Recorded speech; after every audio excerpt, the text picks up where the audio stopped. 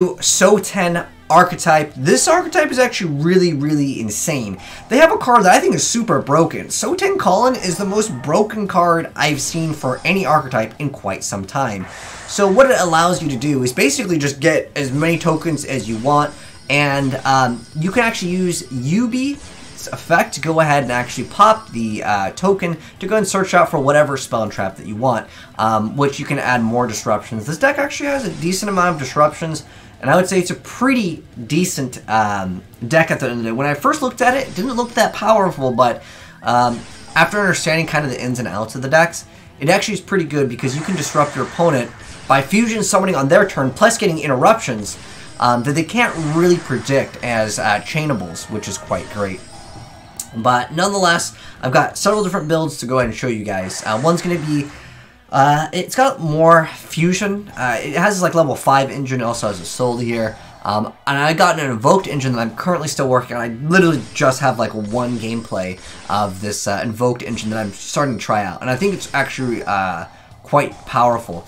But nonetheless, you have the kicks as well as the fist. Fist can pop a monster, and then you have the kicks that will actually make it so it will target a face-up monster, especially from the extra deck, and negate its effects.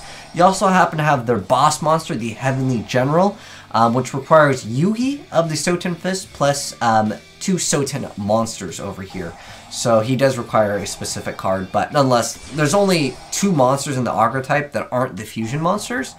Here we see Polymerization going into Idanton over here, which will let you go ahead and add another card to go for this level 5 engine that we have in this build, which this is just a free special summon, another monster.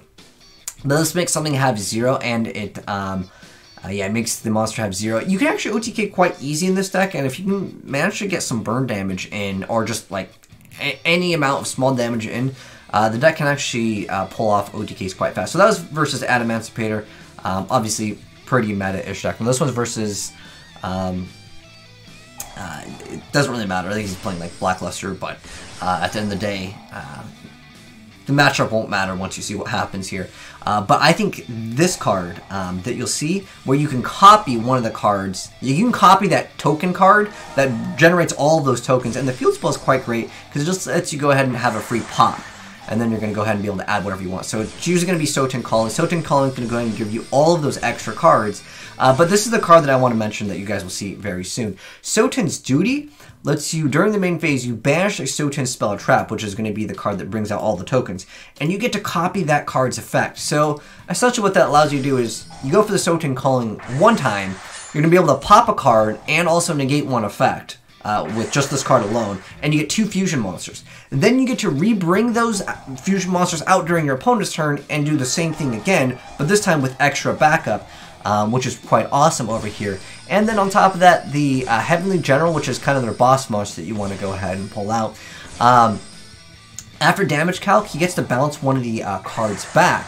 And then on top of that, when they activate a spell or trap or effect that targets this card in the field while you control 2 fusion monsters or more, you get to negate the activation of it. So it does have a little bit of protection. It's a weird archetype, but surprisingly, Evoke works really well in this deck, which you guys will see here very soon.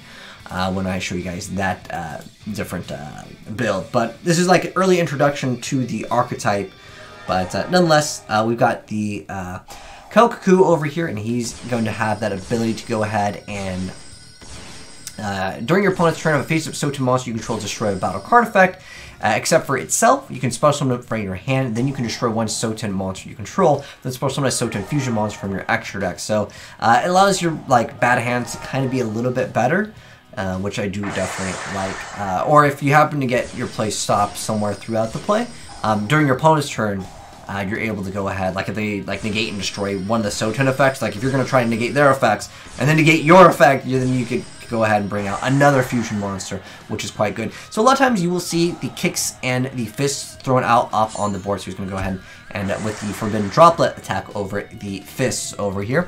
And then we also see Fusion Dispatch, which is quite an excellent card as well. Going to go ahead and be able to go right into UB over here, which is a very important card for the Archetype if you want to go ahead and bust out the other fusions. And then he's going to go ahead and use the Exorcism, which is a quite great card as well. It's kind of like a little Icarus attack. You get to pop a Souten monster you control and destroy one of their cards. But if you get rid of a fusion, what you're able to actually do is draw a card. You can also banish one card from your opponent's graveyard, but I think the draw effect is generally considered better. It is a quick play, so that's another disruption in addition to the pop one and negate one effect. So the deck is a little bit underwhelming when you compare it to like 5-6 negate decks, but I do think the deck has a little bit of potential. And then I want to show you this early build that I have of the Invoked. I know my opponent is playing a Dark Magician, looking for no monsters left on the field. But I like this build a lot more. There's a lot more, obviously, negations that you can apply. Plus, since the fusion monsters, specifically the fists as well as the kick, they don't have the greatest of stats. So being able to add that Alistair plus 1000 would be great over here. So we're going to go ahead and see the combo to go ahead and go right into the Macabre. But make sure you go ahead and place this in your extra monster zone first before going for your combo. That way you get maximum amount of tokens. Technically, there is one extra token that you don't need, but for the most part, you might as well get maximum value versus putting this over here because you master it, right? But there also is plays with UB to go ahead and pop one of the tokens. So again, you're going to go ahead and make this. Now, one thing I want to mention, since I was learning the deck, I didn't read, just like most Yu-Gi-Oh players. If Fist actually has that effect where he pops one, if you destroy that attack as a monster your opponent controls, it can't attack for the rest of the turn. But usually you special summon it during your opponent's turn to pop one, and then this one negates a card over here. But it doesn't really matter, so we're going to go ahead and pop one. But if you pop, you can't attack, so we're going to go ahead and add back the Alistair over here. And then we're going to go ahead and not get any damage because you activate one net piece. So this is one thing I want to mention real quick. I didn't mean to actually use Alistair to boost up. It was just like, it just said activate effect of Alistair. I'm like, wait, why? And then, okay, don't activate that effect. You wanted to keep it in your hand. It doesn't really matter because the guy ends up going for Apprentice Illusion, which boosts up the Dark Magician to have more attack than necessary. Anyways, I don't even know why he did that. He could have attacked over this. But, and another card, I guess point for point, the card, if you wanted to. But nonetheless, even if I had that card, it would have been too strong. So I'll go ahead and make a sold, and technically I could have made maybe other plays, but adding UB over here is important. So I'm going to go ahead and activate this card, the Souten Returns, and this will, just as a heads up, because I remember people talking about some of these cards missing timing, like if he's activating this and I'm activating this in response, I still will actually get the effect of the Souten Fist over here, which will let me go ahead and pop a card. Then it has the downside of can't attack. He attacks into me, I activate the Exorcism, which is going to go let me pop that, pop his. I draw a card, Titan Osider, which is really great in the deck because the card that special summons the tokens will let you go ahead and throw this card in the graveyard to re-add it back later down the line. And then we're going to go ahead and use the Souten Fist, pop himself to go for the soul and special summon all of those monsters. And then on top of that, we had an Alistair that we didn't activate for no reason during the end phase. So on top of that, I mean, Dark Magician has 2500 attack. We already knew he added Dark Burning Magic, so it doesn't really matter at the end of the day. But as far as the deck goes, it's not what I would consider like an S tier deck, but it definitely has a little bit more potential when maybe more of the support comes out. I definitely think it's a really great deck. Again, being able to special summon during your opponent's turn can be quite great. But anyways, here is the version that had the level 5, which I think is kind of interesting because with the Soul you can go ahead and add the 5, but you have to wait a following turn. But with Identon, you can tactically make something have 0. This is the one that was sent in by my homie Subasa, so shoutouts to him for hooking me up with the gameplay of his build. And I'll mouse over the cards really quick, but as always, I'll put it in the Discord if you guys want the file to go ahead and download it. He's playing Gravehole, like I mentioned a lot of times with the cards, because you can go ahead and pop a card, and if you go ahead and make more fusions, you can definitely OTK your opponent quite easy. And sometimes you're just short of that small amount of damage, so this card could be excellent for that. So I'll mouse over this for the first build over here. I think if you wanted to take it more serious in terms of competitiveness, I think the Invoked engine is excellent. It's just very consistent to make the deck a little bit better and have the ability to go ahead and utilize some extra cards. Like I obviously need hand traps and impermanence is basically what I need in every deck. I also kind of want Magical Kappa. But the deck is pretty good. I was honestly considering, if I wasn't to play the Invoked engine, you could definitely get away with Duality in the deck, because you can go ahead and special summon during your opponent's turn, which can be okay as well. But obviously you lose out on the ability to activate the card to go ahead and special summon all those tokens instantly, then re-go for it. But the other cards do let you go for some plays. You can also maybe go for cards like Necrofusion. There's actually a really nasty play that someone in my chat mentioned, which was the Law of the Normal, which I want to try this out. We'll get another spicy video for it.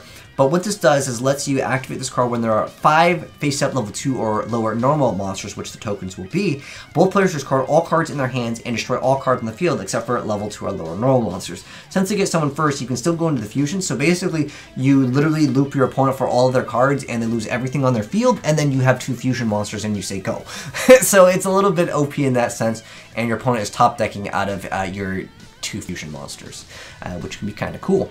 And on top of that, again, you would get more synergy more than likely than your opponent, because some of the cards you obviously have the ability to go ahead and reset stuff, so I think that's quite great. But anyways, hope you guys enjoyed the video. If you did, drop a like on it. If you are new here, hit subscribe, turn on the bell so you don't miss out when we upload the more even broken build of this, but I didn't want to really cheese the deck instantly. We'll do that for another one. But if you guys want to send me your replays, feel free to go ahead and do so. Any of the newer stuff, or if you have any new builds of the Souten Fist, because I don't think that they work as a standalone. You have to mix them in with something else. But anyways, I'll catch you guys in the next one. Have a good one, and I'm signing out. Peace.